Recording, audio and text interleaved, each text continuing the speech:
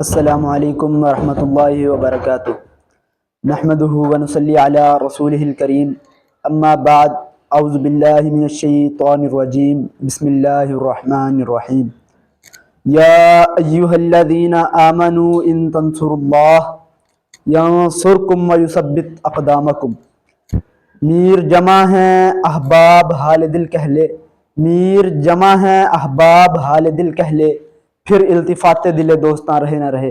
قابل ست تحسین علماء اکرام اور گرامی قدر معزز سامعین نظام، امت مسلمہ پر جہاں خالق کائنات کے اور بے پایہ انعامات و احسانات ہیں، وہیں ایک قابل قدر احسان عظیم یہ بھی ہے کہ اس امت کو ہر دور اور صدی میں دین اسلام کی سربلندی اور شان و شوکت کا سکہ چہار دانگ عالم میں منوانے کی غرض سے ایسی معجزہ نما اور گرہ مایہ شخصیات عطا فرمائی کہ آج دنیا ان کی نظیر لانے سے قاصر نظر آتی ہے۔ میری مراد علماء حق، علماء ربانی جین ہیں، جنہوں نے وحی الہی کتاب و سنت کا علم تھامے ایوان کفر و شرک میں لرزہ طاری کر دیا۔ جب کبھی باطل نے سر اٹھایا تو وہ یکا یک افق پر دفاع اسلام کے لیے صف اول کے سپاہی بن کر نمایاں ہوئے۔ کبھی جہاد کے میدانوں میں مجاہد نظر آئے، کبھی غازی بنے، کبھی شہادت دہ الفت میں جنت کے مہمان بنے، کبھی حدیث پیغمبر کے خلاف سازشوں کا دور دورہ ہوا تو یحییٰ بن معین، عبداللہ بن مبارک اور امام زہری رحمہ اللہ علیہ جیسے محدثین زمانہ نے دشمن کے ناپاک عزائم کو خاک میں ملایا۔ وقت کے جابر حکمرانوں کی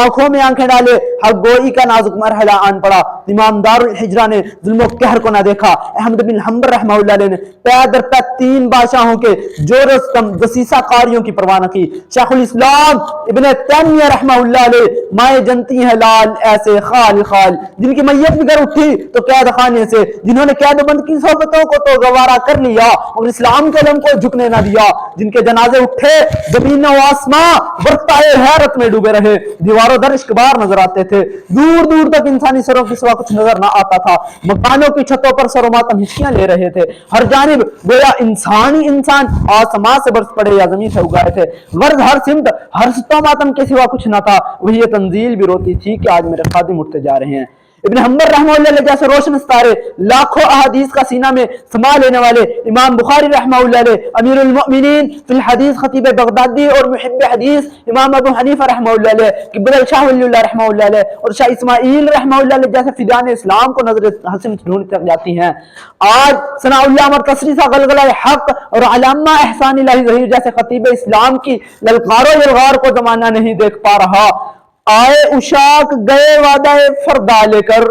آئے اشاک گئے وعدہ فردا لے کر، اب انہیں ڈھونڈ چراغ رخ زیبا لے کر۔ سامعین مکرم، آج پھر سے اسلام کو ایسے افراد و شخصیات کی ضرورت آن پڑی ہے کہ دشمنان اسلام دین محمد کو مٹانے کے لیے ایک بڑی مضبوط افرادی قوت اور کبھی دماغی گروہ کو 100 سالہ منصوبہ دے چکا ہے، جو دن رات سروں کو جوڑے اصحاب پیغمبر کی قربانیوں، سلف صالحین کی کوششوں کاوشوں کو ہمیشہ ہمیشہ کے لیے دنیا کے نقشہ سے ختم کرنے کے لیے بیٹھا ہوا ہے، جو فکری اور ذہنی اور مختلف کنڈوں سے ہمارے لاشعور تک پہنچتا جا رہا ہے۔ اسلام کے خلاف ہر طرح کی منصوبہ بندی، اصحاب پیغمبر پر طعن و تشنیع، انکار حدیث، دور بدعات، الحاد، لبرلزم اور قادیانیت دیگر فتن کو لیے پنجے گاڑے جا رہے ہیں۔ بقول اقبال، دنیا کو ہے پھر مارکائے روح بدن پیش، دنیا کو ہے پھر مارکائے روح بدن پیش، تہذیب نے پھر اپنے درندوں کو ابھارا، اللہ کو پامرد یہ مومن پہ بھروسہ،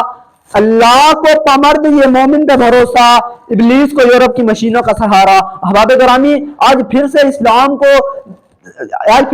ابن تیمیہ ابن قیم رحمہ اللہ جیسے ہستیوں کی ضرورت ہے، دین محمدی کو صلاح الدین ایوبی، محمود غزنوی جیسے سپاہ سالاروں کی ضرورت ہے، محدث نذیر حسین دہلوی جیسے مخلصین کا انتظار ہے۔ ہم سب سے یہ تقاضا ہے کہ ہم اپنے جگر گوشوں کو علم نبوی اور محنت پیغمبر کی حفاظت و دفاع کے لیے وقف کریں۔ اسلام بھی قابل ذہین افراد مانگتا ہے، کیونکہ اسی کی سربلندی میں امت مسلمہ کی شان و شوکت ہے۔ کبھی اے نوجوان مسلم تدبر بھی کیا تو نے، کبھی اے نوجوان مسلم تدبر بھی کیا تو نے، وہ کیا گردوں تھا تو جس کا ایک ٹوٹا ہوا تارا، تجھے اس قوم نے پالا ہے آغوش محبت میں، تجھے اس قوم نے پالا ہے آغوش محبت میں، کتل ڈالا تھا جس میں پاؤں میں تاج سردارا، اگر چاہوں تو نقشہ کھینچ کر الفاظ میں رکھ دوں، اگر چاہوں تو نقشہ کھینچ کر الفاظ میں رکھ دوں، مگر تیرے تخیل سے فضو تر ہے وہ نظارہ۔ گوادی ہم نے جو اسلاف سے میراث پائی تھی، گواہ دی ہم نے جو اسلاف سے میراث پائی تھی، سریا سے زمیں پر آسمان نے ہم کو دے مارا، وما علینا الا البلاغ المبین۔ والسلام۔